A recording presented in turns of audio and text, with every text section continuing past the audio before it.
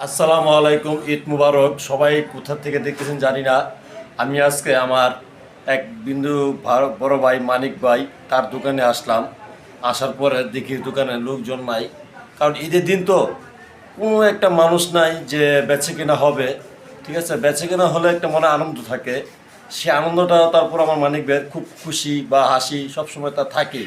এই যে আমার মানিক ভাই, বুঝছেন, ওনার খুব ভালো একটা মনের মানুষ। আমাদের সাথে সে কখনো ঝগড়া বা বিবাদ কোনো সময় করে না। ঠিক আছে, উনি আমাদের সাথে মিলাত হলে ওনার ভালোবাসা আমাদের অনেক ভালো লাগে। ঠিক আছে, মানিক ভাই কখনো আমাদেরকে ফালায় দেয় নেই, কিন্তু আমাদেরকে বুকে আলগা রাখছে, এখনও রাখে।